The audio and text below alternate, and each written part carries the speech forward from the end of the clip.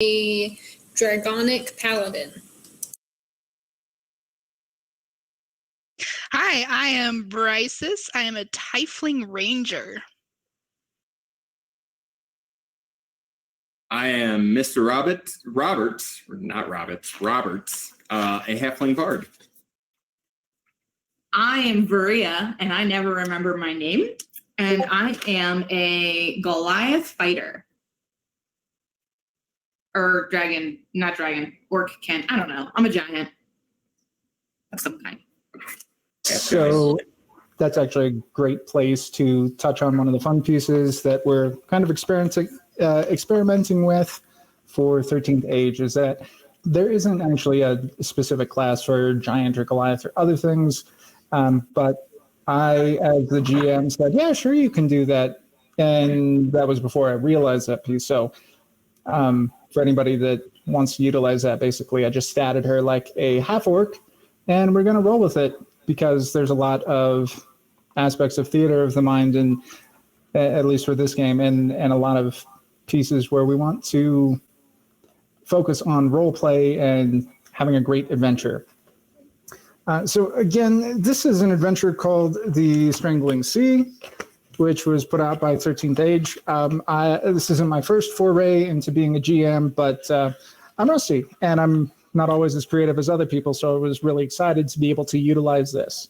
And there are, for anybody that's interested in running games and going, oh yeah, I don't know exactly what to do, these kind of things are great.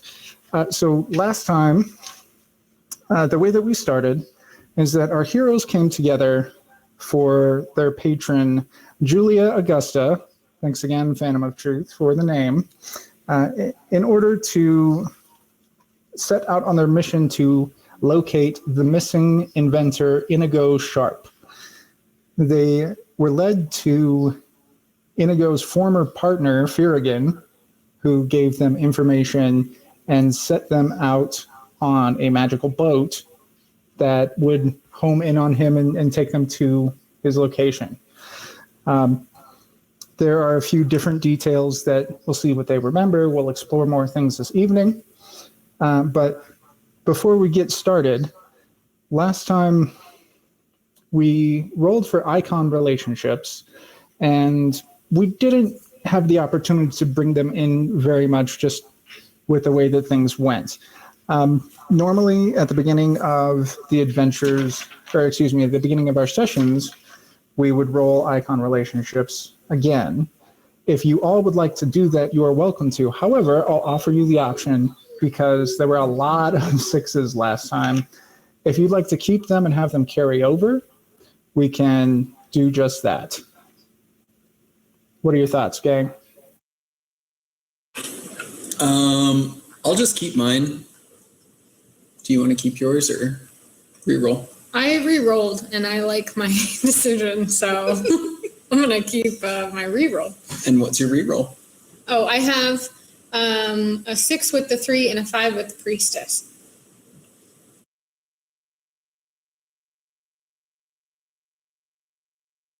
I'm going to keep mine because I had 2 6s last time. Yeah, keep mine as well. I went ahead and re-rolled, and I got nothing of significance with the 3 and a 5 with the Diabolist. So Abby, you'd be the one with the real decision here. Do you want to keep your 6 with the 3 from last time, or pick up the 5 with the Diabolist this time? Let's take the 5 with the Diabolist and see what happens. Fair enough. I appreciate that. Yeah, I like that since, you rolled already. I appreciate that. Well, and as a lot of you are probably familiar with, since we've played together at other times, we usually kind of time to time, I know it was JM that introduced this, that we've kind of carried through. If you roll something and, say it bounces out of your tray or onto the floor, first time you get to choose, do I keep it or do I re-roll it? And then you go with it. But it was nice of, don't mind what's going on in the background. It was nice of y'all just to roll with it. That's a bad pun, I'm sorry. Moving on. That was a great pun. Huge fan. Shoot, there's no ceiling fans in any of our pictures. That would have been excellent. Okay, so as we, I was saying in the picture because there's one in here too. Oh boy, this is going to be a Shall good we night. get on the ship? I was going to say you are on this boat. More or less, it's like a dinghy. It doesn't have a sail. It doesn't seem to have a rudder or oars or anything else, and yet it has been steering you towards, let's just say, destiny. I think that's a good way to put it. Now, as an overview of things with Farragon, again, he and Inigo used to be partners. Crazy things happened. He had some opinions and suspicions about other things that were going on. And you only got so much information about things and the magical song that helps the craft get going. So where I want to open, this won't be a travel montage like we've done before. There will just be a few basic pieces for this. You're on a boat. You're out on the open sea. You're not quite sure where you're going. And as you're out there, you're starting to talk amongst yourselves about what you know about the Strangling Sea. So I know this is going to be somewhat prompted, but the way to start this is that I'm going to have you all do wisdom rolls and wisdom checks to see what you know about the Strangling Sea.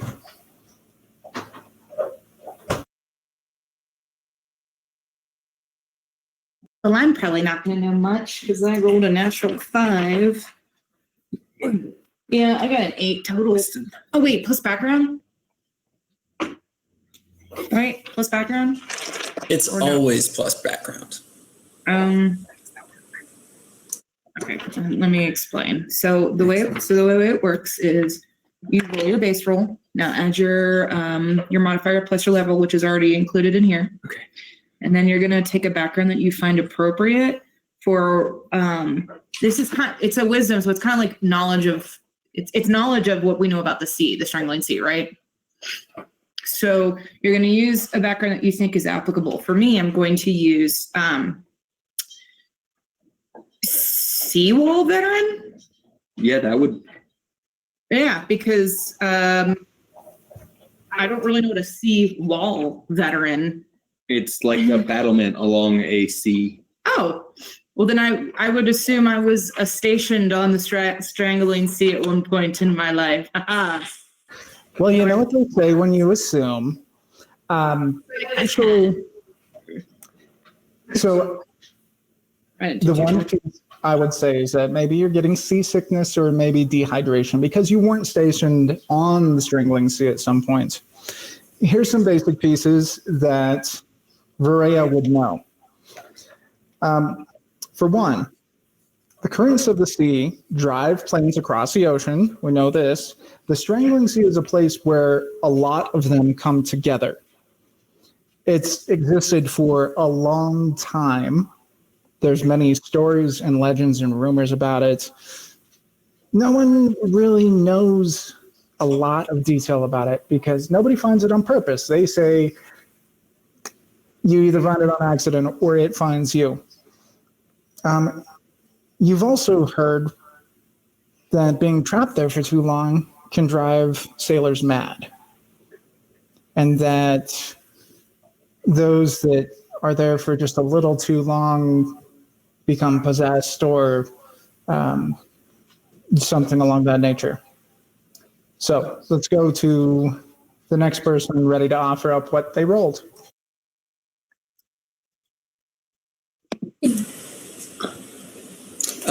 I rolled a 20, not natural. So yeah, that's what I got. You? I got. Oh, I'm sorry. Go ahead, Rachel. Go ahead, tell me. I got a. I'm gonna use Seawall Guard also, so I got a 21. Paul, did you apply a background for your role? I did not, and that's actually what I was going to say. I'm actually going to use Hunter of the Forsaken, and I could be using this incorrectly, but my understanding is I was hunting down some certain people, and in my travels, I heard lots of stories about the Strangling Seas. So, for instance, that people go crazy and people die and you don't find it. So that puts me at a 23. You're on mute. Super helpful. Thank you. Yep. And I would say, too, it's not so much about you throwing out some of those narratives, but where you might have gotten information. So a perfect piece is both Rhea and Lady Frederica, they were both stationed on the seawall. That's how inevitably they met. And they would have heard some similar rumors, some of those different kinds of things. So that's an excellent place of, that's where I would have been in my background, that I would have heard these kind of tales. Now, a different thing, just as an example, if somebody was a pirate, I'm looking at you, Abby, you might have heard more things about stuff like Davy Jones or something like that. Seawall guards might be talking more about mermaids or who knows. But I'll explain where you're at. So Paul, as a hunter of the Forsaken, they would exchange a lot of stories about different abominations, aberrations, demons, magic, those kinds of supernatural sort of things. And Paul, one of the big pieces that you've heard is that the High Druid himself blames the Archmage and the Emperor for casting too many wards in too many places that clashed and came together in an unnatural half-alive zone in the middle of the sea that might have breached some kind of veil, and they're not certain how. Paul, you've also heard that there are numerous creatures that some seem to be normal animals and alive, and some seem to be unknown shapes and demons and things like that wander around. You've heard rumors about sharks and killer whales circling around it, and that sometimes at night you can navigate by the glowing light of crustaceans and other strange things out there. Rachel, you rolled higher with the Seawall Guard background. So where Vorea might have heard some of the funnier stories or other odd things, you ran across a sailor at some point in time that claimed to have landed there or been wrecked there and made it out alive. And she talked about how, the mermaids there look like mermaids, but they're really plant creatures. And I know I saw goblins and humans and dwarves and other strange beings. And they say that a dwarven ship is marooned there, and the ghosts of her crew wander about, searching for ways to come back and seek revenge. They also told you that there's a doubloon crab, which somehow eats gold, and then it's on its shell. They don't know if it's poop.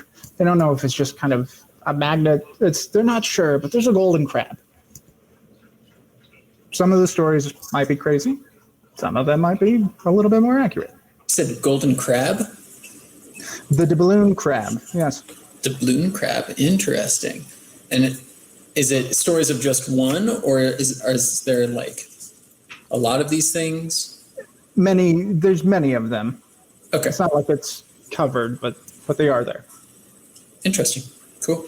Got to keep our eyes out for that, everybody.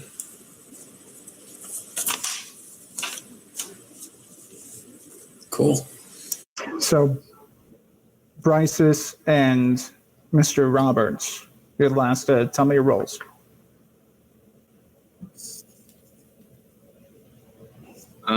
We'd mine come out to an 11 total.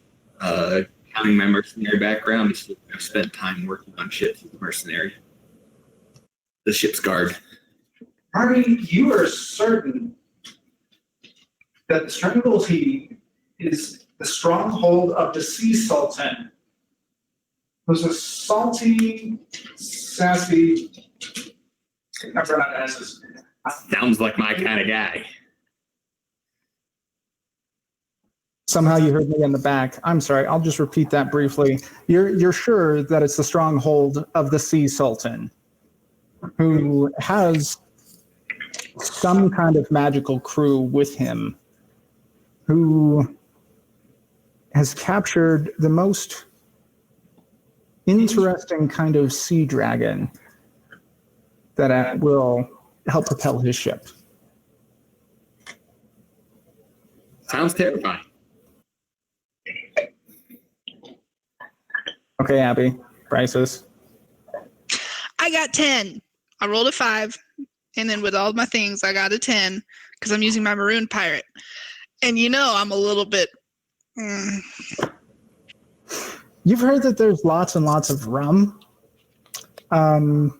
There's lots of ships that have wrecked there, and possibly the most rare rum ever crafted somewhere in one of the wrecked ships. Listen up, crew. There's a lot of wrecked ships, and there's probably a lot of rum on all these ships. We have got to find all the rum. You got it? Booth? Yes. So, what if all the rum is gone? Why is the rum gone? Inigo. Probably those sea ghost people. Ghosts are super into rum. No. I'm gonna be honest, I'm having a little, what are we currently doing? We are traveling across the Strangling Sea. Yeah, I think. Well, I think. Tune that's powering the boat. Okay. Yes, you're all together in the boat. You're sitting there and going, wow, there's not a lot going on. Again. Okay. So Ferdinand said it shouldn't take more than a few hours, we're hoping. And you started talking amongst yourself about what's the Strangling Sea actually like? okay. What have you heard? What have you heard? What have you heard? Okay. So just to kind of share those stories and those kind of things. So at this point in time, I want you all to make detailed notes because I'm never going to repeat those things again and do it. No, I'm teasing. Oh, we have our detailed notes. I saw. Word for word. I want you all to make a perception check as you're looking around and as some of the crazier rumors die out. Maybe Mr. Roberts is still just kind of plucking on the same tune and getting those notes wrong, or he's searching for the right something. Is that an intelligence roll? I can't remember. I think isn't it technically observation? I don't remember the difference. It's either intelligence or wisdom. I just can't remember which it falls under. I think it's Oh, just kidding. I bet I can look up right here. Wisdom because I'm higher end. Perception is wisdom. Investigation is intelligence. Okay. Very nice, So- Paul. Thank you. Perception is wisdom. I was waiting for people to stop talking, but that's okay. Are you yelling at me? Is it plus level? Anyway, I was trying to mute myself and it didn't work. I'm glad I didn't talk. it's plus level. So it's 7. I got a 22. I'm too distracted. initiative. I don't see whatever it is. Yeah, and Chris, what specifically are we looking for, or is it just like a basic perception check? Like, are we looking for these things that you sort of told us about? No. You're on the boat, and I wanted you to give me a perception check as you're on the boat, still just kind of traveling. Okay. Like I said, this is not really a travel montage like we did previously, but it's kind of the part of you might see in a grand tale in a movie or something else, but they go, well, what have you heard? Well, what do you know? And so far, you're a hunter of the Forsaken, and Lady Fezrika from the Seawall seem to hear the most interesting pieces and likely the most accurate things. Probably still some rumors, but then the perception piece would be, well, you'll see how it unfolds. So, Marty got a 7. Just tell me numbers for just that roll, no backgrounds, and I'll go from there. 20 not natural.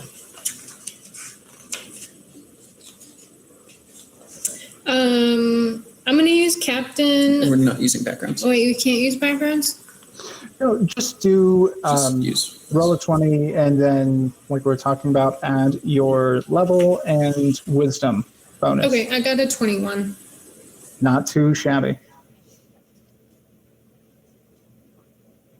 I'm at a 9.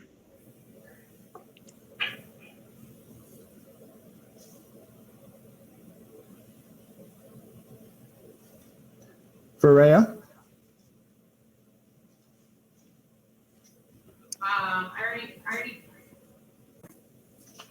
I already told you I got a 22. Why? I paused. Not that I forgot my name. What are you talking about? Oh, that's your leg there. Honestly, didn't hear it, but thank you. I've recorded those things. I probably got distracted by something shiny because that's what I want to do. So I was going to say I probably got distracted by a doubloon crab. not yet, but soon enough. Marty and Abby, you see some pretty dolphins swimming off in the distance, just kind of jumping out, and just some lovely clouds. Rachel, you actually happen to look down in the boat and find a letter inside of an envelope. Paul, you...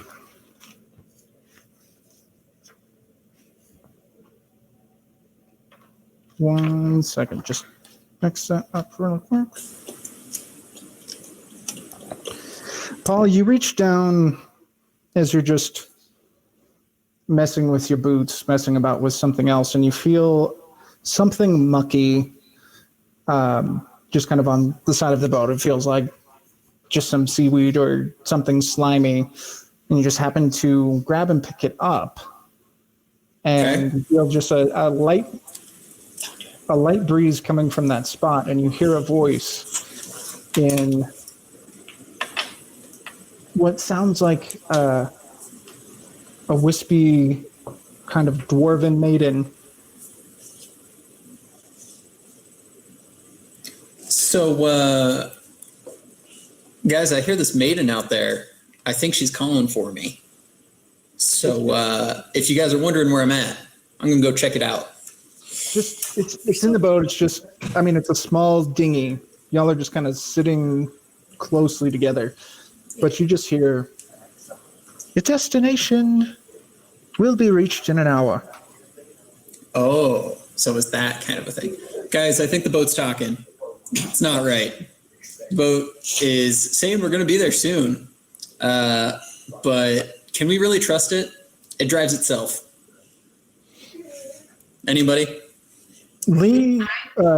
Varaya, sorry, just the thing that you see in this piece is, as you are looking at a more downward angle, since you're a lot taller than everyone else, you can definitely see the shapes of what seem to be sharks underneath a waves heading in the same direction that you are.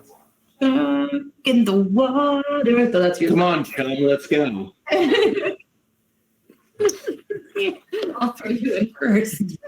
So, Rachel, when you pull out that letter, it's nothing really ornate. You open it up and you can see at the bottom it says it's from Farragut. But the important piece that you see from that He notes that, this is a magical boat, like he talked about before. Seems like you got something from the gnomes. It might not quite be finished.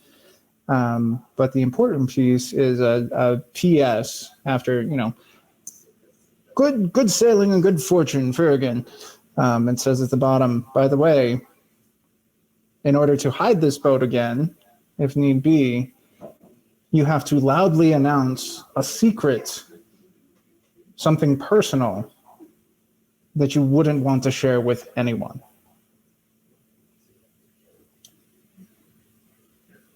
So, Wait, that doesn't sound like a lot of fun. there's not much else. The letter's pretty basic, but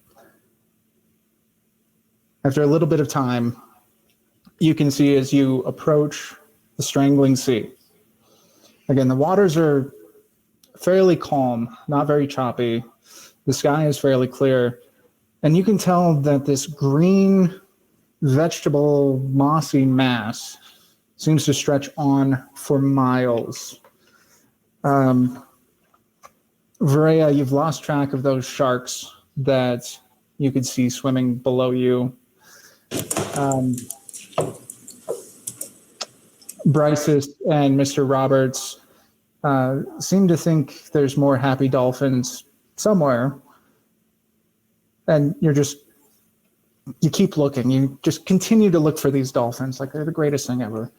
Hey guys, what do you think happens if we jump in the seaweed? It's the Strangling Sea, right? As you're starting to get closer, you can start to make out the shapes of all kinds of wrecked ships. But the boat steers around them and just navigates its way in, and you come up to just kind of a peninsula amongst a lot of wrecked ships. And if you can imagine a sea coast that you've been on that you can see up and down, you can see dozens and dozens of hulls of ships and masts and other things, that it's kind of a tangled mass of all these wrecks at the edge. And you also seem to think you see some kind of creatures poking their heads out.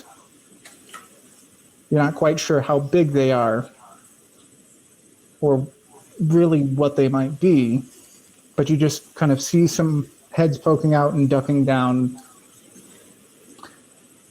The boat comes up, rests up next to the shore.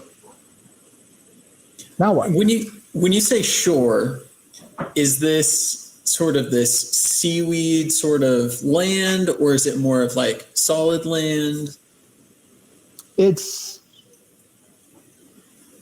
Why don't you give me a perception check? Sweet, I would love to. I rolled a natural 1. Hey, don't laugh at me. I can hear you through your friend's speaker. Hey, but this really fits my personality really well, so I'm pretty excited about this nat 1.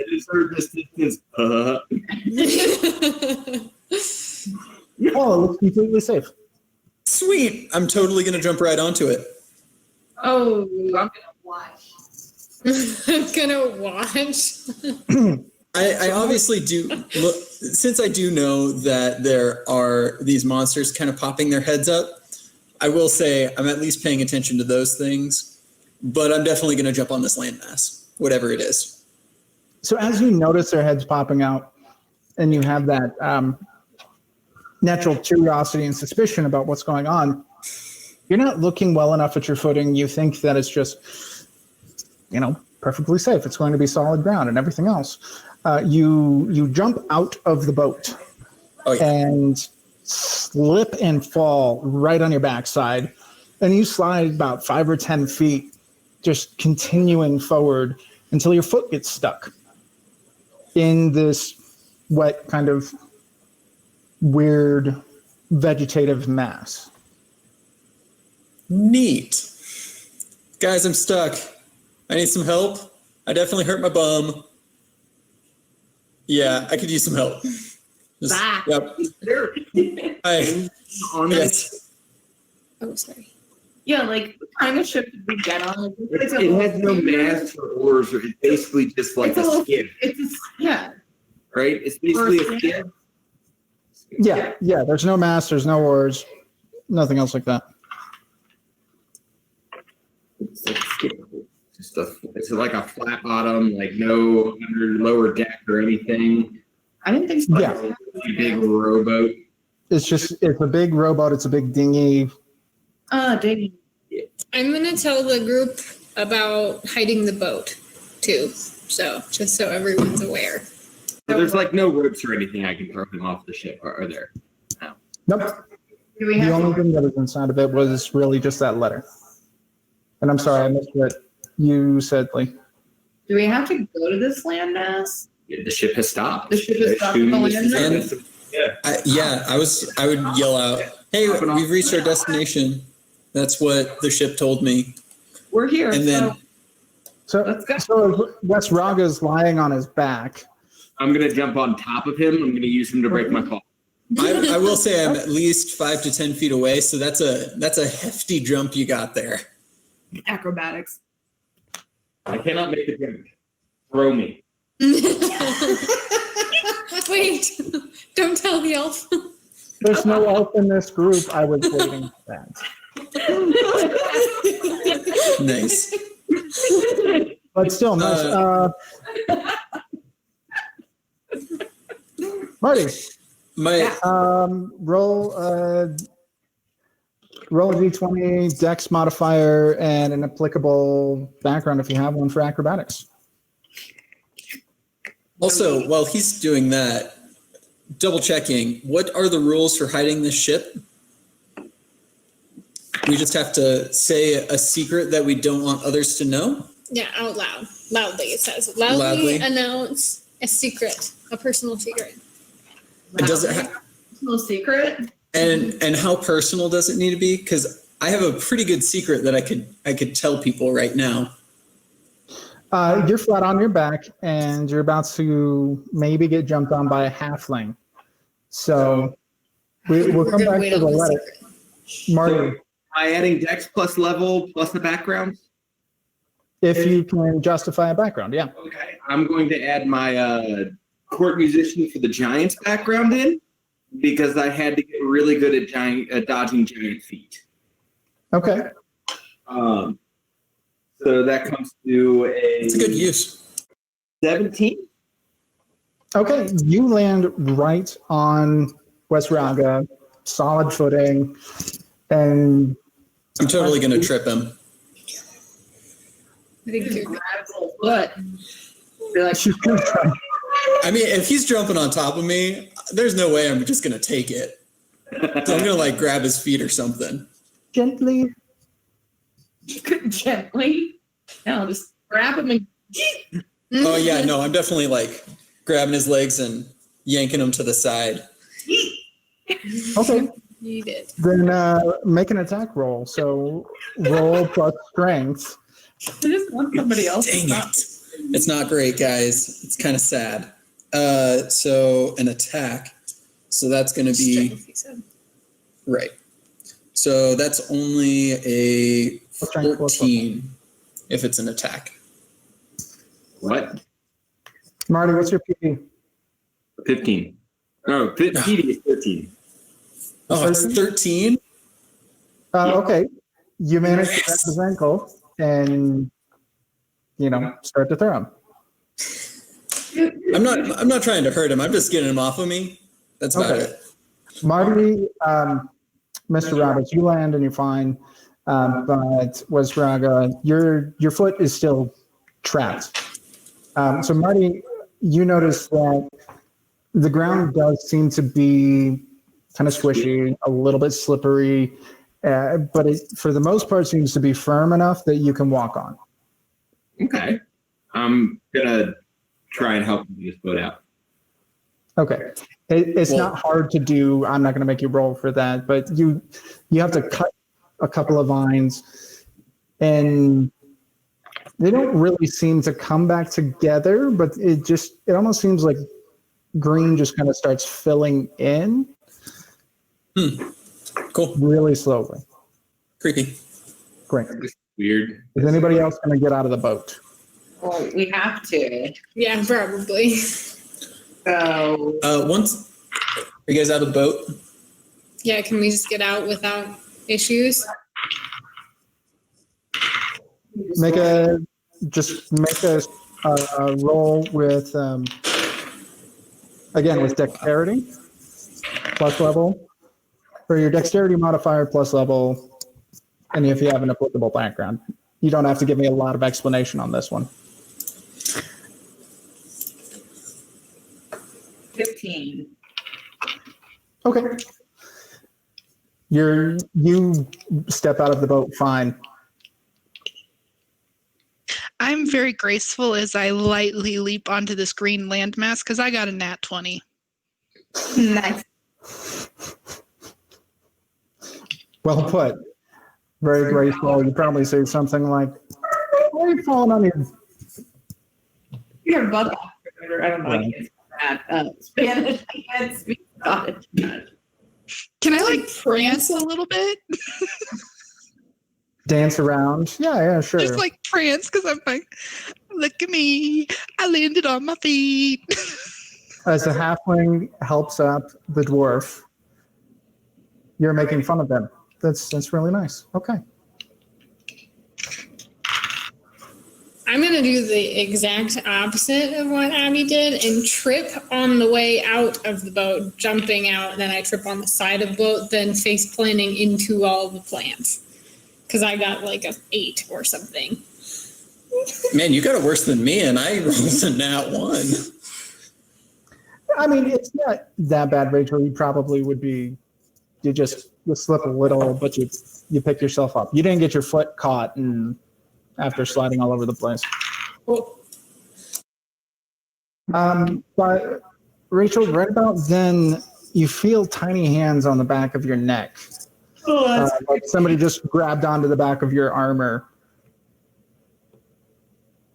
And from that point, Bryces, you could definitely see that a little goblin about 3 feet tall successfully snuck up on Lady Fizrika to jump up onto her from one of the wrecks. And you can see just a couple more in a nearby ship side. Rachel. Oi! Who are you? What are you doing on my friend? Get off her! I'm like gonna swat at them and like just not necessarily try to hurt it right away, but definitely get it off Fizrika. Yeah, I'm going to whip around and try to get it off me too.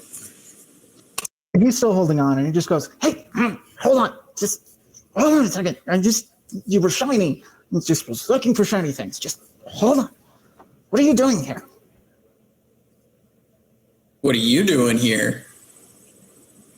Looking for shiny things. I just said that. He's still Who are holding on you? to the back. Who are you?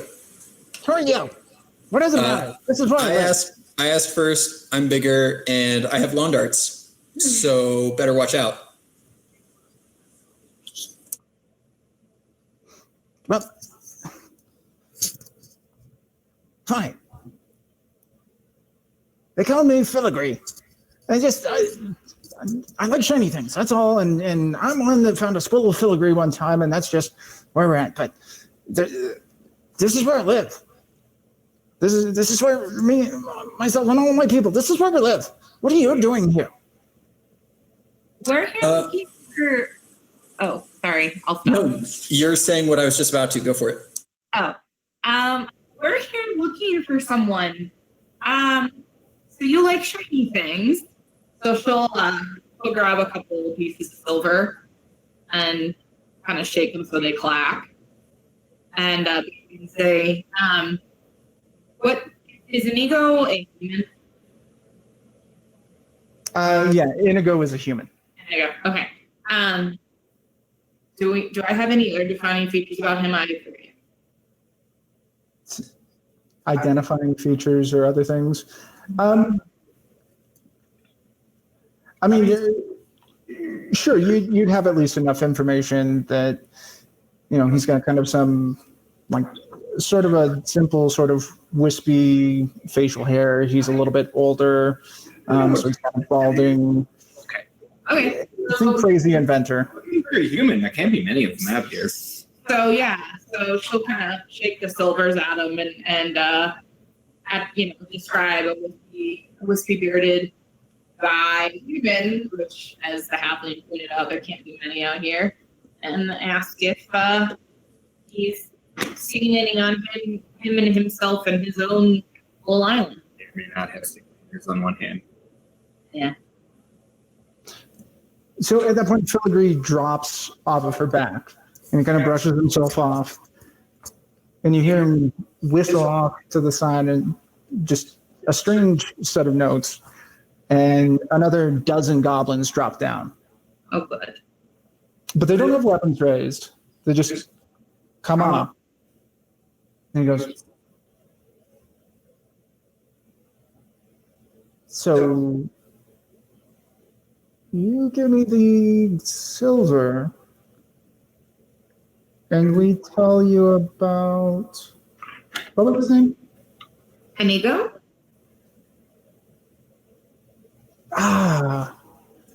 Inigo Sharp. Yes. We might know something about him, and all of yes. She'll grab another silver to sweeten the deal here. So one for each of us? How many are there? Roughly a dozen. Oh, she can do 12 silver, yeah. Okay, that's a deal. We might possibly have him. What do you mean, have him? What do you mean, have? Don't you speak common? Don't you? Like, we might possibly have him. What do you mean? Is he your prisoner?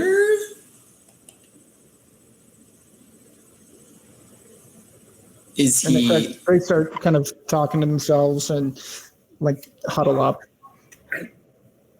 I don't know if I like these guys. I just gave her 12. If we kill him, we can get it back.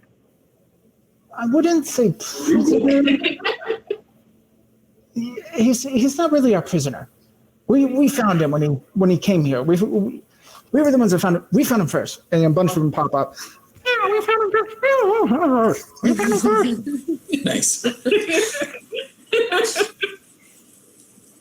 So this is like a finders keepers kind of island. Are there places that are not like that?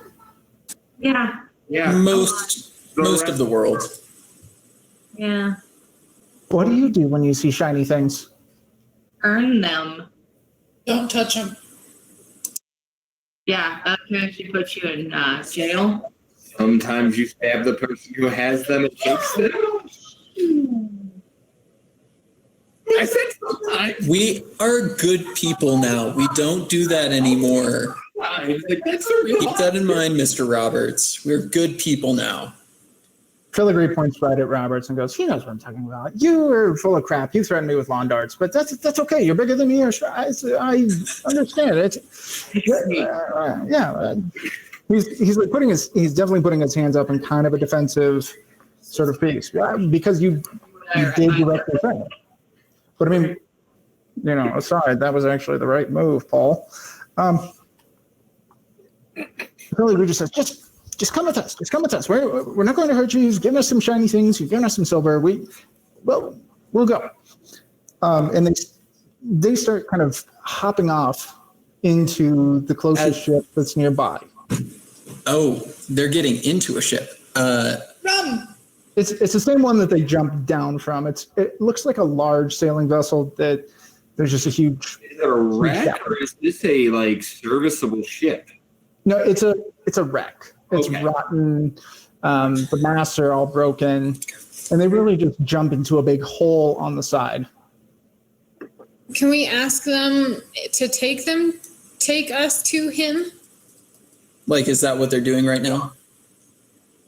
You see Filigree poke his little green goblin head back out and goes, probably. Cool. That doesn't sound suspicious. And on that note, I am loudly going to proclaim a secret that I didn't want to tell people. And it is that I just peed myself when I slept on the ground. So hopefully that hides the ship, because I'm super embarrassed about that. I like that I can hear Abby loudly giggling. Is that why everything was so slippery when I landed on you? I mean, I wasn't going to say anything, but Oh, God. push came to shove and we needed to do something. You're sitting on my shoulder. It's all over my arm now. Guys, it was only a little. It wasn't that much. And It's much, fine. much like Abby's laughing, you can hear that same kind of ethereal, dwarven sort of sounding voice dissipate into just some stupid cackling and just laughing. And it doesn't seem, Thank you, goblin. it kind of comes from the boat. I mean, it's more of, no, it was gnomes. Gnomes were the one with the magic that Farragon got it from. So then you know that they're just laughing at you. And the boat kind of slides a lot closer to the green, and suddenly you can't really tell where it is.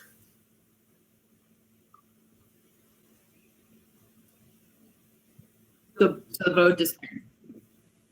Right. Oh, I'm gonna start making my way. Right after I proclaim that I peed myself, I'm not even like gonna acknowledge it, and I'm just gonna start walking towards the. Oh gosh, what are they? The goblins. Yep. He's probably like. Yep. Pretty much. His strut is a little bit wider than normal because things are wet.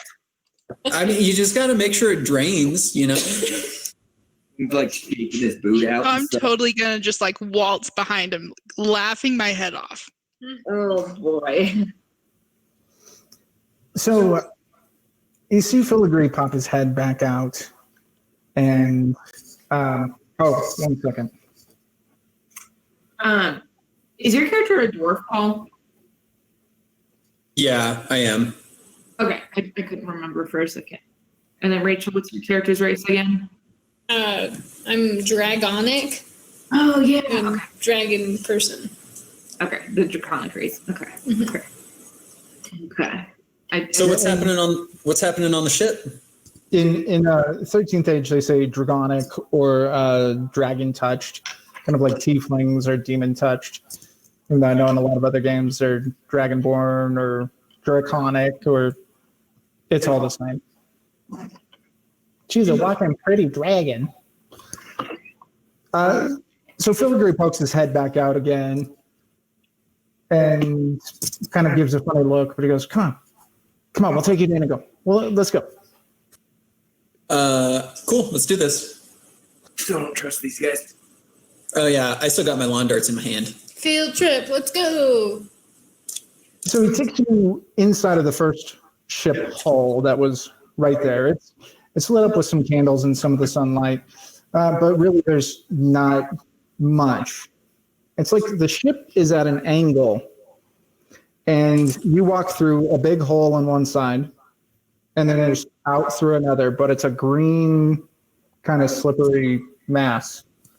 I was gonna say I'd like to just keep my eyes out on these goblins specifically, and just the area to make sure I know where we are and where we're heading.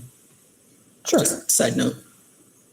You see just a few more in each of the different places as you're walking along. You see one further up the ship's hull, but the floor, the ground of the Strangling Sea is kind of level. For the most part, it's not really treacherous. It's a little slippery, and sometimes there are little holes and other things there, but it's not a terrible piece. It's fairly firm to walk on. But you basically just go through the first ship, and you can see part of that goblin horde. They're going and searching inside of things, but just kind of moving along. A few of them are sitting there cooking some seaweed. But Filigree just kind of just keeps marching along. You pass through another ship. Similar kind of thing. You can start to tell that these sea goblins are scavengers. And when they find the wrecks, they go through to see what they can find. Tiny things or food or what have you. In one of the ships, because you're walking for just a little bit, you hear one go, "Ha ha! I got some bones! Oh, hey, look at this! I found a shoe!" They're excited about whatever. But overall, they really don't seem to be threatening you at this point. You're walking with Filigree. He's leading the way. It's probably fun. Filigree goes, yeah, we're gonna bring you to the captain. The captain he'll explain things, and he can help show Inigo. Inigo's with the captain. That's what I'm trying. We don't get a lot of people to talk to. There's kind of some fighting, and there's kind of some other things. And anyway, we're going to the captain. We'll be there soon. We're almost to his ship. Okay. I got a feeling, and it's not a good one. I have that feeling too. It's like in your pinky toe, right? Yeah. That's where I'm feeling it. Yeah, it's starting to migrate a bit more into my gut. Oh, okay. Yeah, I don't have a gut feeling. It's pinky toe. Is it gas? That was my question. I definitely have gas. Are you sure you can't tell it's just gas? So there. I already purged, so I'm pretty safe.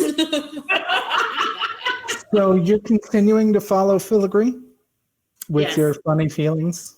All right. Hey, Filigree, who's this captain? You didn't mention him before. He's the captain. He's he's not the oldest one here, but he took over after our last captain died. It was a real unfortunate accident. Those bloody dwarves got him. And anyways, the captain is the captain, and the captain wears the captain's hat, and he's the captain.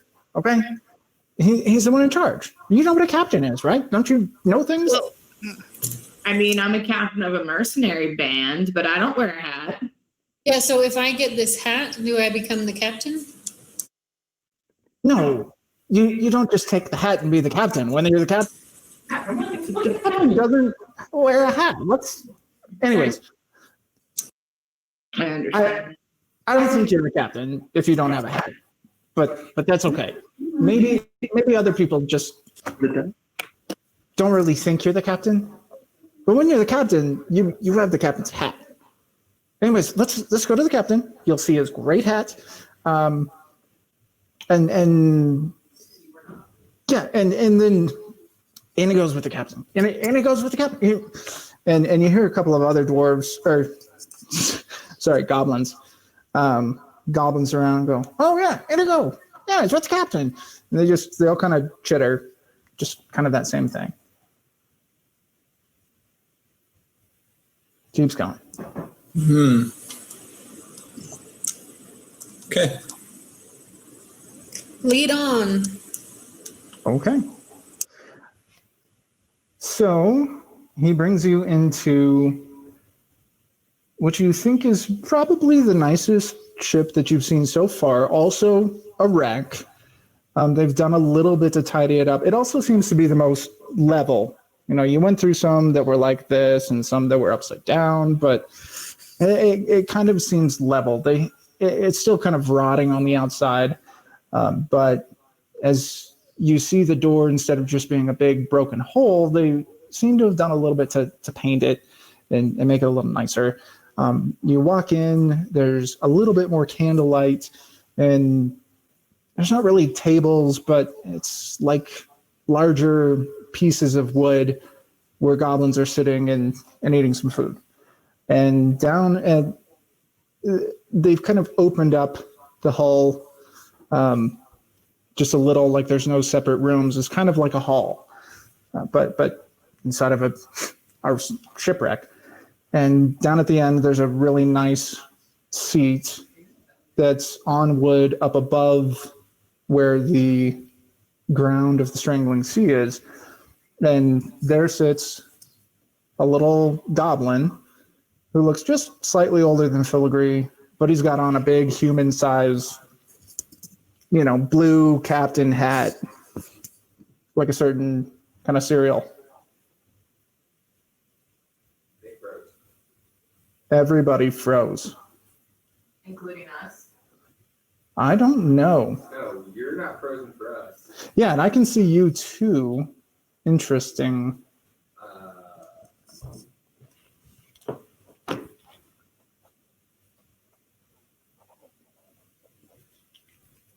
Is our internet still up?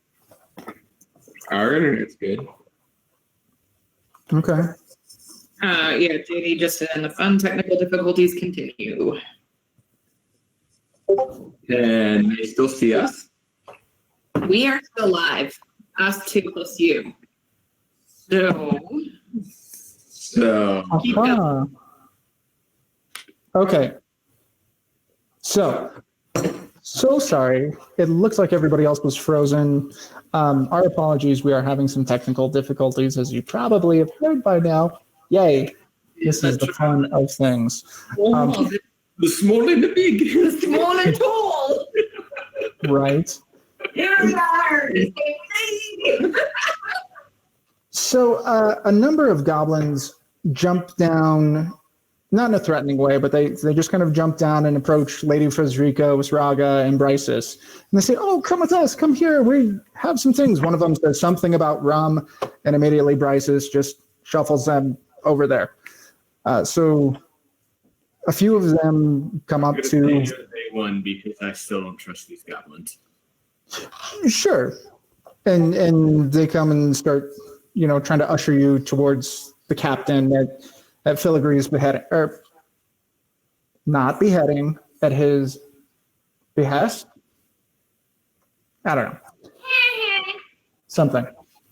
So you start to approach him, and again, he's got a big blue captain's hat, like a certain cereal box character that, hey.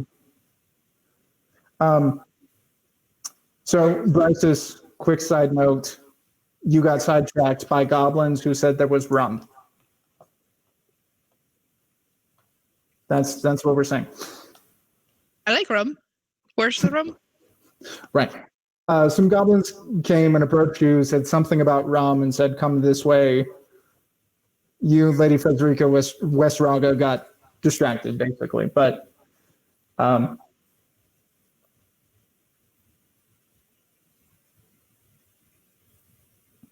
Yes. Filigree is supposedly taking you over to see the captain. He brings you up. Bryce is obviously sorting that out because of some of our technical difficulties, but would you like to stay with the group and join them and go speak to the captain?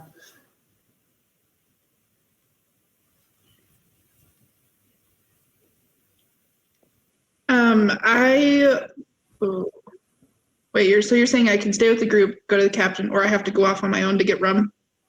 Yep. Don't you know? How about this? It was partially a joke about our technical difficulties, but let's Hey, what's convenient is we're in the same room. Yep. Let's say you all stick together. They bring you to go see the captain, and they bring you some small little goblin-sized glasses of rum. Oh boy. I'm gonna kind of whisper to the little goblin that brought the glasses, be like, "I'm going to need 50 of these. Do you have more?" I don't know. What? Probably, maybe. Bring me a lot. I need a lot. I don't know. Then kind of screws up. Okay. So you make it up towards the captain. He seems to be talking to somebody else. You have your little tiny goblin glasses of rum. And Filigree just runs out in the middle of the person that he's talking to. Come, Captain. And Captain smacks him, knocks him over. Leave me alone. What are you doing? Sir, point. Yeah, he starts pointing at you, and the captain didn't quite see you until that moment.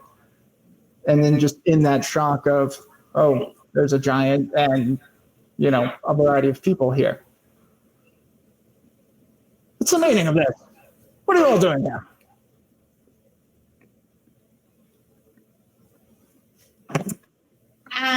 Well, we're here to find a human named, I keep saying Ignacio. I know that's not right. I don't know. Inigo. Inigo? Yeah, whatever. But Ignacio's dead. I guess you could say he's not your problem anymore. No. Wrong name. Inigo. Right, yeah, I heard you. Inigo. I know who you're talking about. Inigo Sharp, the crazy guy, the hair said and inventor and all of that stuff. No, but Ignacio, Nacho, he's dead, because people call him anyways. Apparently, we're the little ones, but that still went over your head. Haha, funny. Nacho is a nickname for Ignacio. Okay, so Ignacio and Inigo are two different people. Yeah. Okay, and so where's Inigo? If Ignacio is dead and not Nacho and us problem. Nice. And he whispers aside to his lieutenant. I'm gonna eat you at him. Yeah, this is when I really wish you were still that Varthan, and then you could intimidate them and be like, "I will eat you." I mean, Varia is still. She's if a Varia is probably 7-8 feet tall, something like that, and the goblins are probably 3 feet tall. Unless Varia just happens to be 3 or 4 goblins in a trench coat. That would be 3 or 4 times the size of them. But the captain stands up. a trench coat. He says, Filigree, what have you done? Why did you... Filigree, this is your fault. You'll pay for this. He's not here. Inigo's not here. We found him first, though. We found him first. And a chorus of them around go, "Yeah, we found him first. We found him first. We found him first." Okay. So you guys found him, which means you have him, so you're lying to us. No, we found him first. And Right. then We those don't threats- want him. He is yours. We just want to see him. How do you not know where he is when it was your brethren that took him from us? Ah, that's where you're mistaken? I didn't take it. Are you talking about the ghost people who roam these areas? Ghost? I think Ghost he people. was. Ghost? What? No, the living, breathing, ugly, nasty, terrible dwarves that took our shiny things from us. They came and took it from us. We found Inigo first. First off, don't make fun of my dwarf fellows. I don't take kindly to that. But also, which way did they take him? We're not in a good position for that. Just keep smiling. The captain jumps down in front of West Raga, pulls out a sword and holds it in your face. Another 4 goblins jump out right beside him and do the same thing. And they say, "How long have you been on here? How long have you been on the Strangling Sea?" Like 3 hours. Yeah. Kind of whispers to the next. 3 hours? They put all their weapons back and jump back. Okay. Okay. let me apologize. We didn't know that too many others had come here recently. But apparently there's a few things you need to know. If you were to Okay. book out that side of the ship, you have to climb up just a little bit. I mean, come on, you're not that much taller than me. You have to climb out just a little bit, but you can see the dwarves' ugly, nasty. Bleh. I'm just gonna turn around because I'm tall. You can see them. So Obviously, they're not with you. So can I see it? Not from inside right now. Oh. There's not enough space. There's just kind of some light coming in from some of the other pieces. But if you go outside, those dwarves, they came in here. They took a bunch of our shiny things, and they took Inigo with them. We found him first. He was our friend. He was going to help us. what was he gonna do? He was going to help us. He was going to help us fix up a ship and do some other things. He was going to help us. He was our friend. Slow down, tiny one. He was gonna help you fix what? The ships? He said he could help us fix up a ship. He said he could help us get our own ship. And then we would have a ship and not just the wrecks. And then we could So, protect our home and we could get rid of those nasty dwarves and those rats and just take care of our home. This is our home. I like rats. yeah, we have a mutual understanding here. We want Inigo, and you want Inigo to fix your ships. You know where he is, so we can help each other out here. You just gotta like send us in the right direction, and we'll bring him back. And then he can fix your ships, and then he can come be our friend and help us too. And the captain turns and faces Mr. Roberts and kind of sizes him up. And he looks again at Wesraga and looks at Mr. Roberts and goes,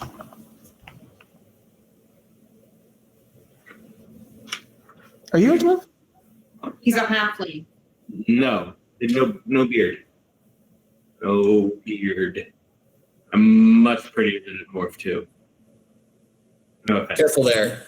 Long He dog. seems to mull it over for just a moment. It's way funny. And he waved somebody over.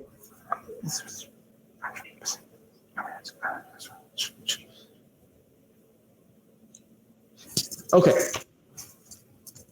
I've spoken with the good lady captain, and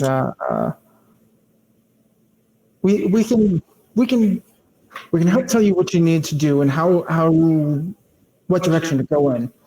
But we think we could have a bargain. We're not going to set foot anywhere close to those dwarves and their nasty. Ugh. But we'll explain. And he just leads you into another room with kind of a table. And it's just crudely drawn on the table as a map. Drawn with like charcoal from one of their fires or something like that. And you can tell that, they've got some pieces of ship instrumentation and a compass and some other things that are right there. And they say, okay, here you are. You can see that you would have landed somewhere kind of on the western side. And he points to, it's a big circle just on the map. And it's got like a picture of a dwarf with an arrow in its head. It looks like a child's drawing of, nasty dwarves, blah, blah, blah. And it's off to the east. And the captain says, okay, they have this, it's really big and well put together. Maybe a fortress is the right way to put it. It's for us, it takes us a couple of hours or so to get there. if we get close, they shoot at us. And if they see us when we're out and about and we're trying to just find more things and get along, they shoot at us. And you can tell as you came in that some of them have bows and some weapons and other things too, but it's all kind of dingy and whatever else. But those dwarves came and stole Inigo from us. And took him away in the middle of the night. We don't even know how it happened, but we had him first. You hear just a few more cries. Like that just keeps going. We want to help get him back. So where do we go? Where do we go? Just- Time is the essence. Yeah, just send us before, they kill him. He walks you out to the side, and at this point, you can see it's about like he says. You can make out in the distance, probably 3 hours travel. There seems to be a small fortress. And Paul, you can tell, actually all of you can probably tell that it seems to be solid, probably dwarven. It's pretty clear and stark against the green of everything else. Does it look like does it have a port to it? Like, does it have a dock? It's landlocked. Oh, okay. Cool. So the captain says, if you're going to go get it for us, we can trade some food and some rum. And then you bring him back here, and we'll get things sorted from there. And he holds out his hand to Mr. Roberts. It's a handshake. Mr. Roberts. Yeah. I missed. Okay. Because that's just what he picked. So he talks to a couple of little other goblins. They bring one small cask of rum, just pour it out for you for now. Bring you what seems to be like fried seagulls. That's the word. Fried seagulls and a couple of other things. So food for now and some rations for later. And says, good luck. Oh. Okay, bye. The goblins don't like to talk, or the dwarves don't like to talk to us. But maybe since you have a dwarf with you, maybe we'll talk to you. Oh yeah, all over it. Everyone loves me. I know how to talk to dwarves.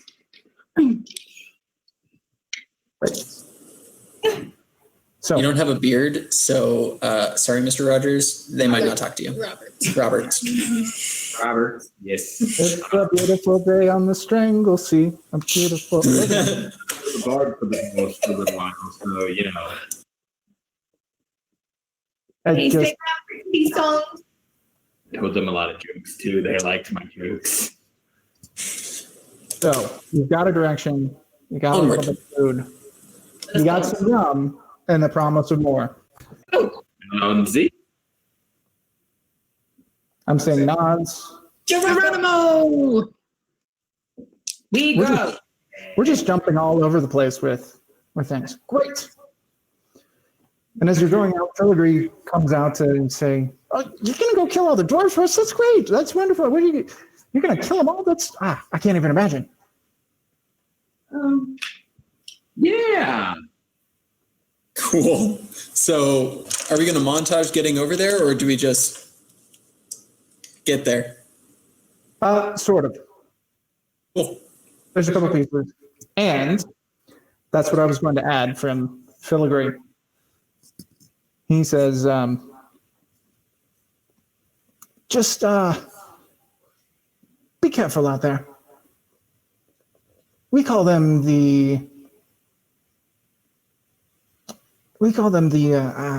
weed beasts. It's hard to say. We've seen different kinds in different sizes. We don't know exactly what's going on. It's probably the dwarves. Who knows? They've got magic and other nonsense, but sea beasts, watch out." And Captain. no, the captain's the guy with the hat. I'm filigree. Remember? Filigree. It's okay. So he slaps you on the butt and runs off. So here's what'll happen. While a travel montage is usually something that we would throw pieces together and come up with some of the creativity and the other things, there's actually some specific pieces of stuff that could happen as we go. So I'm going to do it more like a group skill check as we go through. So again, it's about a 3-hour journey. We're going to just do 2 stages of this skill check. And I'm going to do 2 pieces. So the first thing is after about an hour and a half of traveling, the sun's starting to go down, and I need everyone to make, oh, where's that page?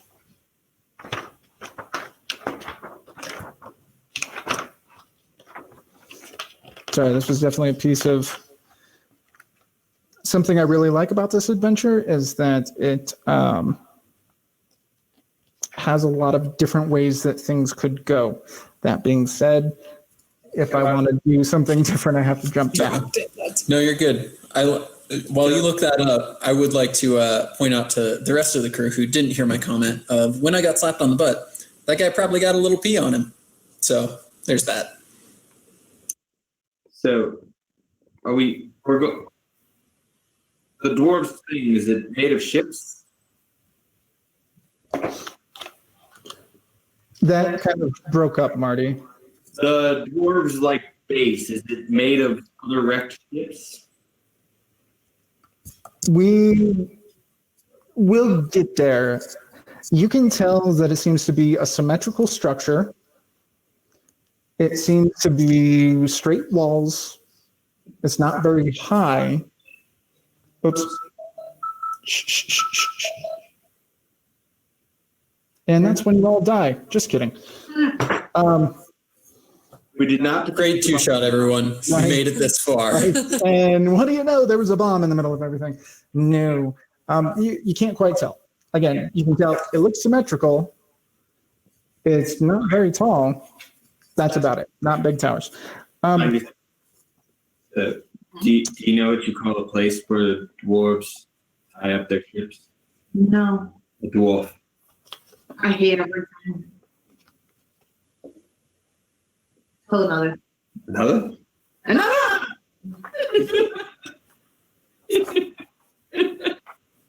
Oh, I've got this. Got it. Okay. Sorry You about that. wear leather armor? Why? Because it's made of hide. There's just the camera. Thanks, Jim. So I need you all to roll a wisdom check. So this is just going to be a straight D20 with your wisdom modifier. So wisdom plus level. And Abby's lost it. Roll. All of you right now. Yes. Okay, sounds good. No.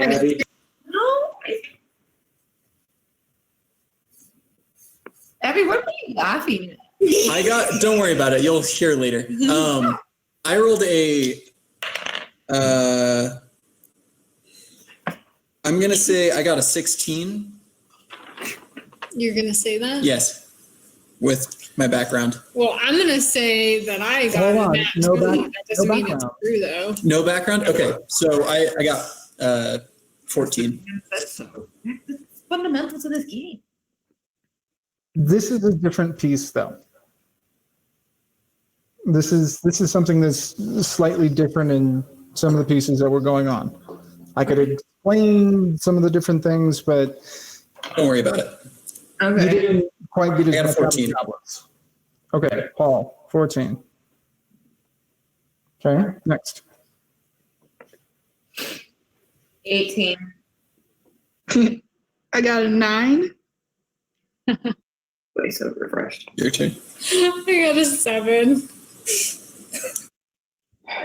And last but not least, Marty, 16. not too shabby. Okay, so Rachel, you start having some funny thoughts in your minds.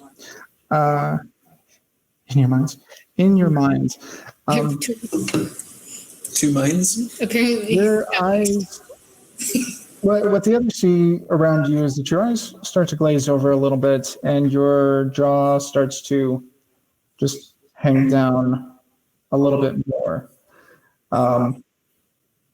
You kind of stop walking with them, and you're just kind of staring off. And Is this happening to both Rachel and I? just Rachel. So the dynamic in this piece was really, don't worry about it. Rachel has basically succumbed to a kind of mind control and some other things that are going on. She's kind of frozen. Do we notice her sort of trail behind, or does she just sort of You stop here, you notice that something's not right. She's not responding to your question. She's not really doing anything. What do you do?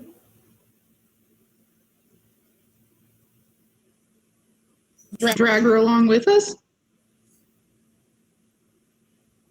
I'm a smacker.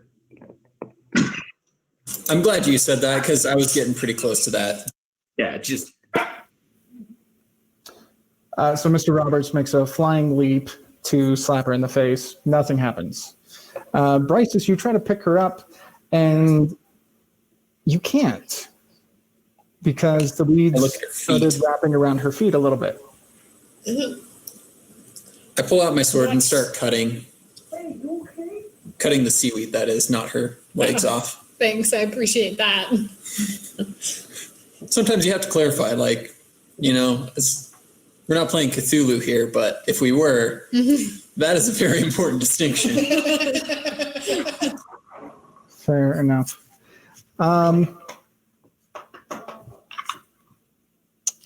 Really quick, since I actually have your sheet in front of me, Rachel, your mental defense is a 15 right now, correct? Yeah. Yeah. You snap out of it. You come to, and it wasn't really any one thing or another.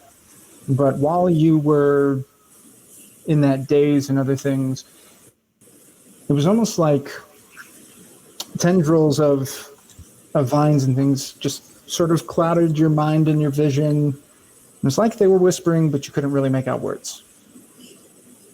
Okay.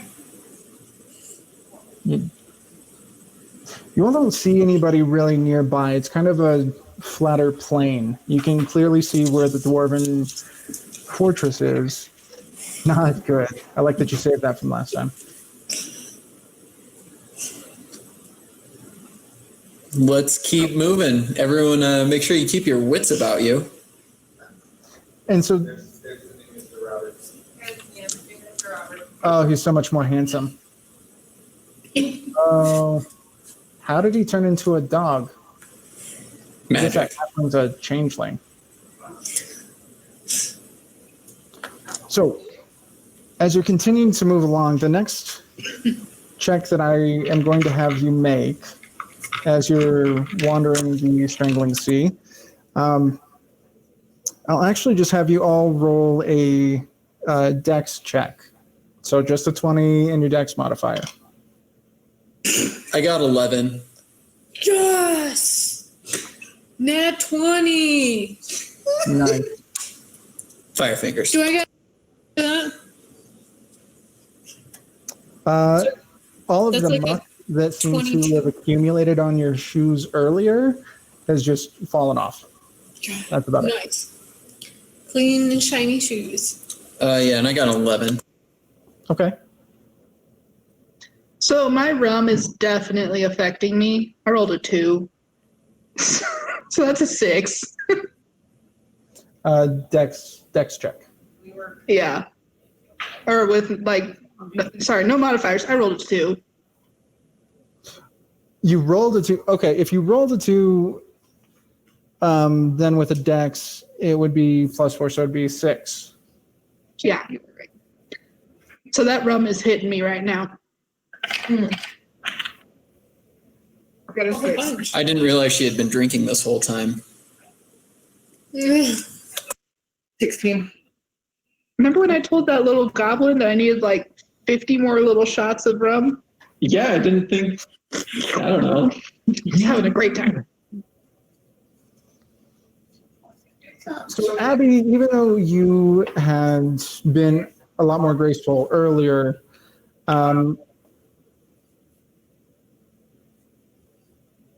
you actually get tripped up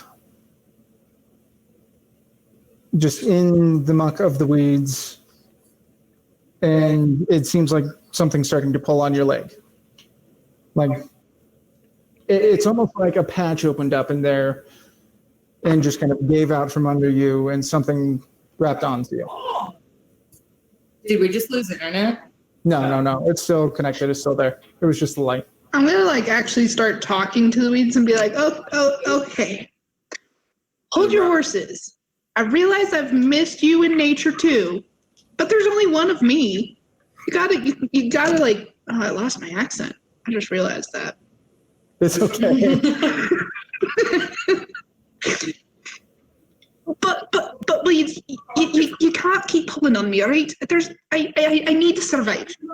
Stop pulling me, please.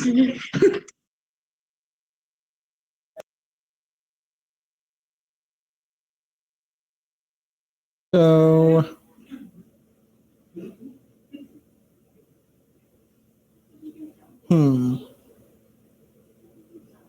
So I also have this cool thing called, under my powers and spells, terrain stunt. Could that help me in any way? maybe that's what I was just trying to look at. I was going to try and prompt you to say, hey, actually, I think what terrain stunt does is shoot. And I tried looking for it in the book. I could not find it at all. It's under tracker. So when you have the tracker background as a ranger, you can use terrain stunt, and it's just used in battle in a non-urban environment. You roll a d6, and when it's like that on the escalation die, then you can basically add something as a quick action into the things that are going. But effectively, as a ranger and some other pieces, what would you do in this? What else would you do aside from making funny jokes?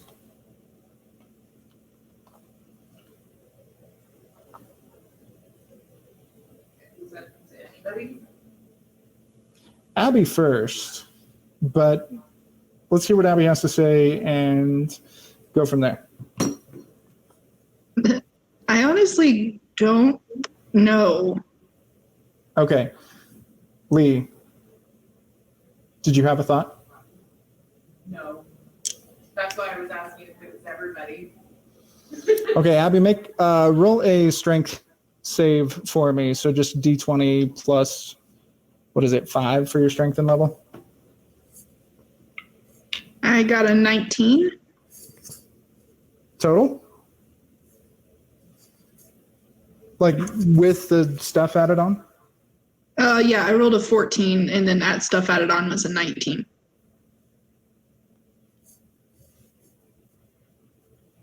I am going to give the tie to you. Because that was a 19 in here as well. Yeah, kind GM. I went back and forth. I mean, there are certain GMs that might relish the idea of killing their players. but so far on Iconic Productions, I think all of the GMs there are actually very nice. I was gonna say she apparently has a track record of dying a lot, so it would have actually been really funny if you had killed her. But anyways, let's not kill her, and let's get into this dwarven fortress thing. Precisely. That would be a way to go. So, Abby, you actually did a very good job at breaking free and getting out of that. And I will just say more simply, you all have actually done very well at avoiding some of the different things out here. So, through the rest of your travel, through the rest of your journey, which I know is only about 3 hours long, you're fine. You don't run into any of the weed beasts, and you make it to the dwarven fortress. But here you are. As you approach, again, it's a very plain wall. You can tell, being a lot closer, that it's made out of reclaimed pieces of ship, but it's wooden, but it's reinforced with metal. The wood appears to be treated and, really solid. So it's a stark contrast from the goblins just living in shipwrecks. The top of the fence, the top of the fence and the wall is studded with like razor sharp spikes. That's a dwarven fortress if you ever saw one. And Good it word for seems, that. again, as you're approaching the wall, you're not seeing towers or anything else up there. You don't really see any dwarves. And the side that you approach on, you don't see a door or anything else. I'm not a magical person by any means, but I guess I'm going to ask around. Anyone got some magic voodoo stuff? Look over towards Mr. Roberts. Well, what do you need? I mean, there's no doors, but also you just made a ship go, so maybe there's some sort of secret here.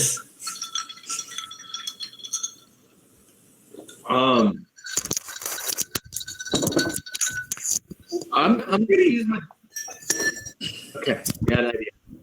I'm gonna use my dwarven battle skull background, and I'm going to sing a dwarvish song to try and get their attention. Okay. If that does anything, like very loudly. So Should I just for performance, I would say that would fall under charisma. Charisma? Give me a charisma roll with an appropriate background. Just chuck all 5 of them over me. No, I want to keep them. I only want to throw one. 22.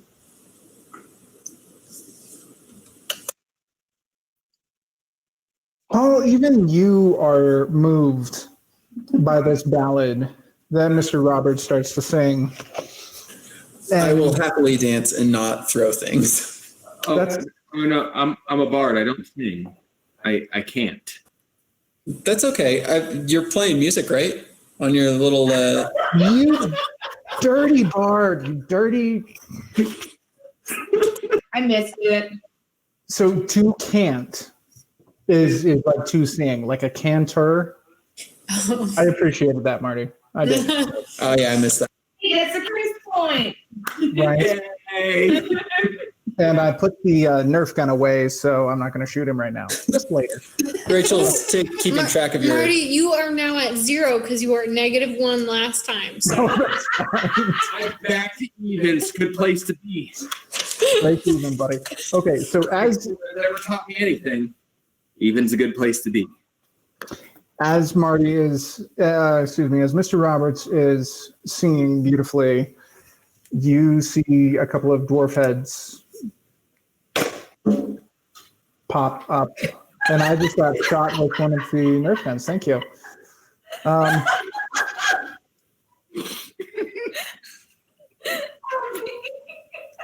So does that mean he's at a negative cruise point again?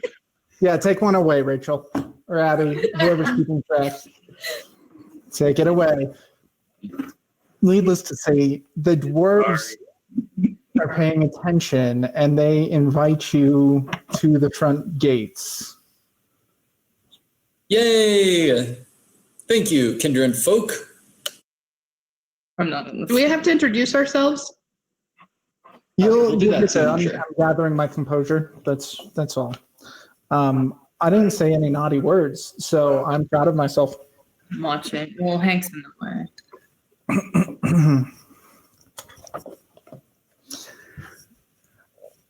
Oh, there we go. There a minute. So, I am glad that none of you was a rogue and decided, hey, let's try to climb this. Let me get a little bit more into my dwarven thought processes, my other pieces. That's what the guard started saying. Yes, I'm the captain of the guard here. Really glad that you didn't try to climb over anything and nothing else. And that's one of the most beautiful songs that I've ever heard. You should hear my stand-up routine. Aren't you standing up? Joke, comedy, jokes. Are they jokes or comedy? Whatever it is, I'm sure I'd like it. But anyhow, please come in. I see there's a dwarf with you. I see you know some dwarven songs. I don't know how you got out here, but you approached us peacefully, and that doesn't really happen.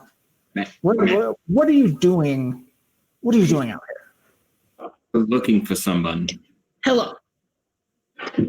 We are the Knights of the Seaweed Table. We're looking for Inigo, who is not your father, so you don't have to prepare to die. And we came here in a boat.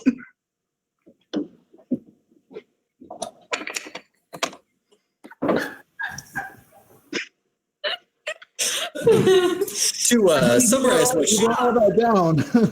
To summarize what she said, we're looking for Inigo, and we hear he might be, let's say, helping you out. Well, he's got a head that's better than the rest. That's for sure. Yeah. He's I don't know. It's not so much that he's helping us out. It's more that he might be our salvation of getting off of this godforsaken moss hell pit island thing. Oh boy. He just kind of trails off and he just starts.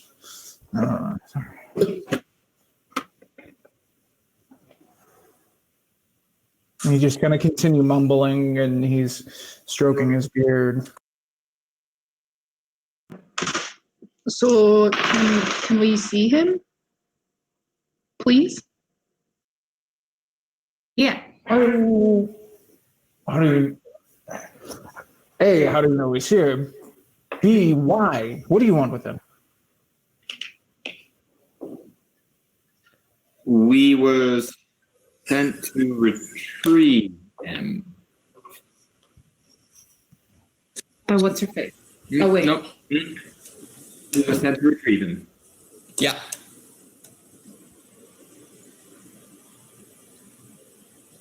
I'm no Cyclops. At least you. Never mind. I can't get it out of my face. Thanks. Nope. Where'd the scrunchie go? Well, that's all good and well, but why do you think you'd want to leave? We don't necessarily assume that. Mostly we'd like to talk to him first, and then, I mean, obviously he's helping you guys out, so we're happy to let him continue doing that. But We just need to talk to him real quick. We have a friend of a friend who's looking for him. So as long as we can report back and, I don't know, deliver a message, then we're good to go.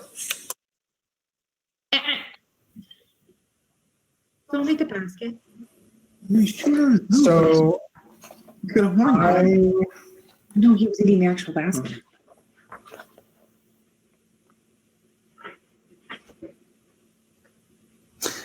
Paul and Marty, because I know the previous discussion was about trying to keep some of the things with your patron a secret. I'd like you both to basically give me a persuasion check with your charisma modifier level and an appropriate background.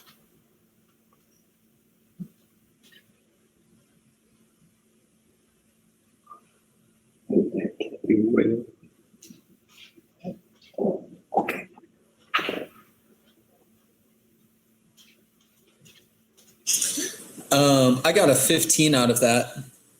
I got a 14 using my mercenary background because I would have done work as a spy being a bard.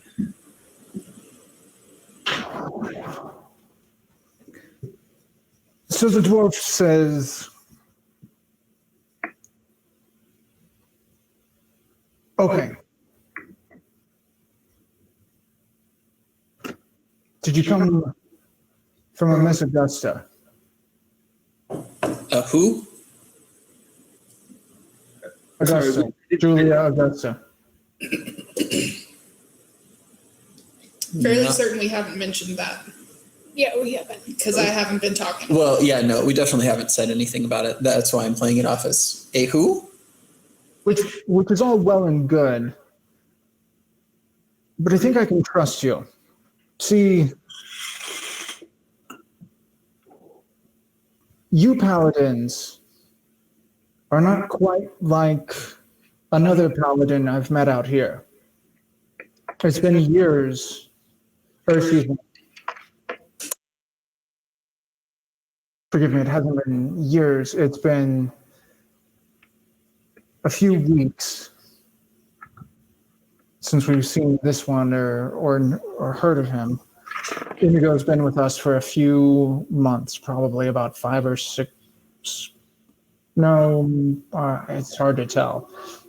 And you can tell that the dwarf is kind of mixing up things with time. This isn't just me being weird about some different pieces. He seems to be just a little bit off. But Are his eyes glazed over at all? no, not really. Okay. It's not the same kind of thing. Okay. And he sees you looking at his eyes, and he shakes his head at you and says, Did the weed beast get to you? No, but I've definitely seen this before, and I was just making sure that they hadn't gotten to you.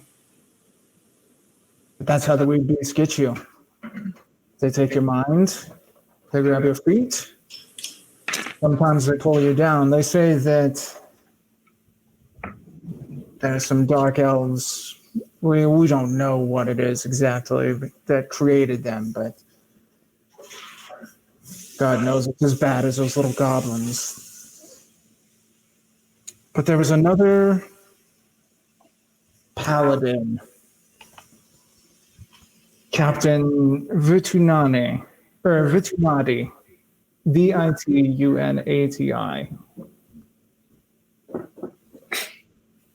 He was the third reach captain of the Blackfall Reconquest. He came seeking Inigo as well. Because you see, Inigo is a great inventor. He is here. But Captain Vitunati is trying to kill him. And how does Vitinati play into this? I'm sorry, other than the fact that he's trying to kill this man. Say that again. I'm sorry. So Vitinati is trying to kill Inigo. And why does that apply? Like, is he trying to protect him from Inigo, or protect Inigo from him, or is he trying to connect the lady we're working, Julia Augusta, to Vitinati? Paul, if I remember correctly, you're the one who got the shield, right? Correct. So the dwarf captain, I just realized we didn't give him a name.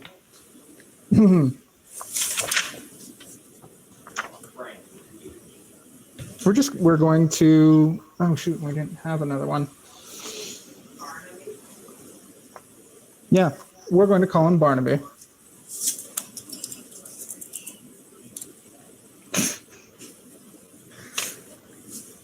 I actually didn't hear you, Marty. Sorry. Captain Barnaby. Captain Barnaby points to your shield and says, a long time ago, I made that shield for Julia. I gave it to her. Really? That's how I recognize this. That's how I know I could trust you. Well, that's good. We want to protect him from Vitinati. You see, what happened is Inigo's such a phenomenal inventor. He created this. It was like a combination of this crazy telescoping two-handed sword and battle axe, horn harrow. And it sends demons howling back to the abyss with one hit. But it only works when it's wielded by one who's pure of heart. Now, I'm not sure of the magics that went into it, but I know that Inigo was working with some powerful people. Vitinati wasn't the one who commissioned it, but he's one that tested it. His heart's not so pure. It was well publicized, this test. Vitinati was blown back. And they say most of his arm's gone now.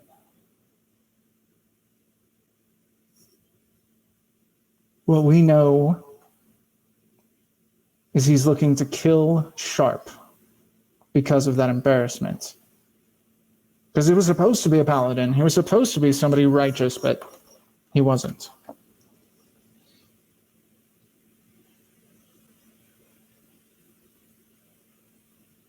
Come with me. Let's go talk to Inigo. Sounds like a good idea. He leads you further back in, and you can see, you basically go through an outer wall of this dwarven fortress that it's thick enough that that's what's protecting everything. You make it through the next layer, and on the inside is just an older, kind of rusted ship hull that's there in the middle. And Captain Barnaby, man, how many captains are going to be in this? God, I can't just call anybody. I did call somebody the captain. Not paying attention here. Barnaby, your The question is, captain. does he have a hat? He's got a helm. I don't know. A helm is not a hat. Yeah, I'm with you, man. So it's questionable that he's captain, but that's okay. He's been on land and apparently been here for a questionable number of years. So, although I think he's the captain of the guard and not a ship captain. So Correct. Disconnect here. Helm works. Okay. Fair. Just helm. Just he's got a helmet. Why not just make him a lieutenant or a sergeant? Because he's a A captain. general. I like sergeant. So, moving on. My story. He gestures and explains that he and his fellow dwarves were marooned here, but instead of their ship crashing like so many others that you could see, it survived. They couldn't get out, but here it is. This is how they've built their city. And he leads you past, and altogether you see probably maybe 20 dwarves all in all. They all seem to be doing all right. The interior of the ship is fine. You can see that they're making do with candles and food and just a few other birds, seafood, other things like that. And they bring you through and bring you back. Barnaby brings you back to a room near the back and says, "Let me introduce you to Inigo." And he opens up the door, and you don't see any people in there. Bum, bum, bum. What you do see is what appears to be a large clock. At least it seems like a clock at first.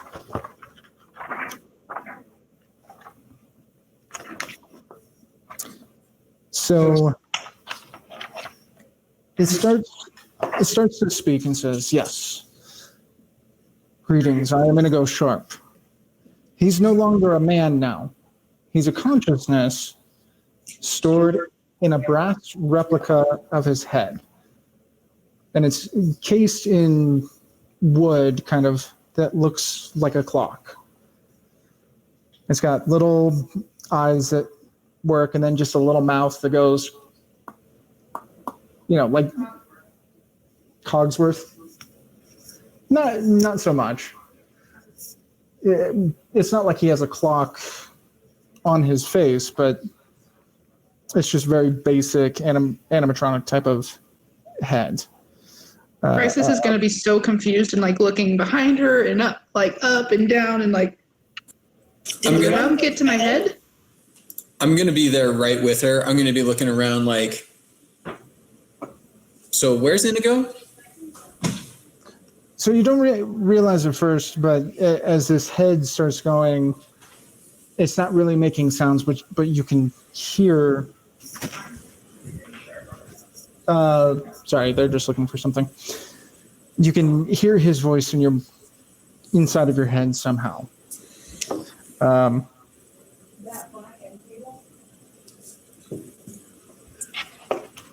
Sorry, if they're looking for something, I'll try to. Forgive me, with the technical difficulties with the other pieces when folks are searching for things and we're worried about the pupper and other stuff. I'm just riffing about stuff. No, that's all good. I think go ahead. I forgot what my question was. We're just laughing. Both Breesis and I are laughing because we're not actually laughing, but we're searching around because we're both kind of dumb right now. I'm dumb always, but she's kind of boozed up, so. Wait, can we tell what the clock / Inigo is saying to us? Yeah. So here I'll do more of a piece of role playing that. Yay. So Barnaby introduces you. Yes, here's Inigo, or what's left of him. Oh man. So Inigo, are you wanting to leave this island? Most definitely. Did my friend Furigan send you? Yes. I hold her shield. No, that's Julia. I Julius don't sent hold us to Julius. Farragon sent us. We have a ship that you No. sent him. I've been muted. Yes, Bergen. It's okay. It's okay at this point, I will say. Julia's not the one trying to kill me. That's what I was trying to clarify with Barnaby too, that Barnaby was saying that Julia's not one trying to kill him. I can explain a different time because of some of the different ways that things could have gone with some of the different pieces. We were afraid there might have been some spies and some other things, but needless to say, you're probably wondering why I'm just ahead, speaking into your minds. The short version is I'm a genius, and I was about to lose my life due to health issues and other things. So I was working to create myself a new body with technology, with some magic, with some other things like that. But that damned Traco, he sabotaged me in the middle of it when I was just trapped in my head. And he took me out to sea to kill me and threw me out into the waters. He thought about trying to sell me or blow me up or whatever else, but he's not very bright. That's why he was my assistant. My head floated through the water, and eventually I found my way here. Those damned goblins found me. They were the first ones to find me here and pick me up and do something. They thought I was a trinket for a long time, but eventually they realized that my voice wasn't just the squawking madness of everything else. I lied to them and told them I was going to help fix their ship. Dirty little buggers. I've worked for so many clients over the years, but inevitably I was able to get myself into the dwarves' hands and get away from those filthy gremlins.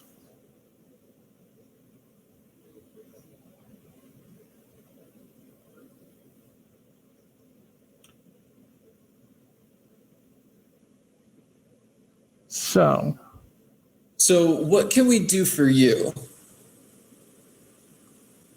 I just need you to get me out of here. Do we just take your head? Do we take the clock thing? Do we take the head? Do we take the clock thing? I lean over to, who is it, Barnaby? Yeah. The sergeant. Sergeant, yep. Sergeant Barnaby. I lean over to him and ask what his thoughts are.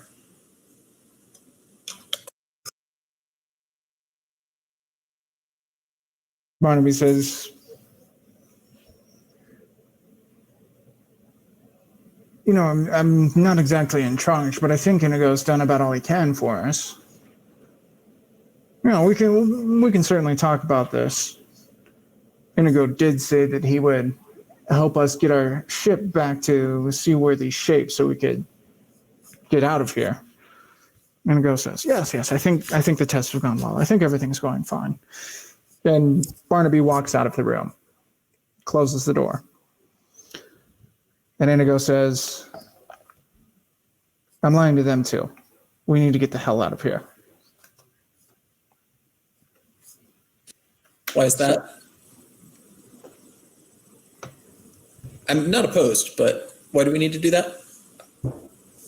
So 1, I can live. 2, I can put my body back together. And 3, I can stop working for anybody else that I spent so many years working for everyone else and crafting so many different things. This has been the worst of all of it. I thought that this would be a glorious revelation of my genius and my abilities. And instead I've just been floating on the sea for weeks and a bauble thing of those goblins and slave to the dwarves, and we need to get out of here. We need to leave. You must take me out of here. And Julia is the only one that I would have trusted to help get someone here to me. So I realize we're just a little bit over our usual time. I wanted to bring in some of the pieces about Inigo and say this is a place where I know I'm squishing just a couple of things. Thank you, Becca. But I wanted to bring it just kind of together with, hey, you have found Inigo. This is definitely an achievement. I want to summarize a couple of pieces and give you all a congratulations. This has been a session that there were a few different spots that you could have had a lot more trouble, but you went some very diplomatic routes, which was appreciated. And actually, Paul threatening the goblins at the beginning, it was an appropriate show of force. I know that doesn't always work, but it went well. There was Lawn darts all the way. Yeah, lawn darts, I guess. But there could have been some fun pieces, and there weren't. Long story short, I'm going to wrap things up here, and I'm trying to just look for something briefly. My apologies. Again, I can't just go off the cuff like so many of our wonderful GMs. Thank you all so much for putting up to me. What I would say at this point is we are possibly going to continue this in the future at another time because there's certainly more to do with this adventure. But at the very least, hopefully we've given Becca a little bit of time to recuperate, rest, and get better. We're really glad that you all have joined us this evening, and we'll definitely be back next Monday, likely for another round of our brain to return back to Obsidian Souls. If not, then we possibly have this nonsense to go back to. You can also catch us on Friday for It Gets Worse, Adventures in Gobbercon, our D&D 5e game. You can join us on Tuesdays and Thursdays on Ulysses Spiel. We had a great time tonight, and we wish you all good health and great games.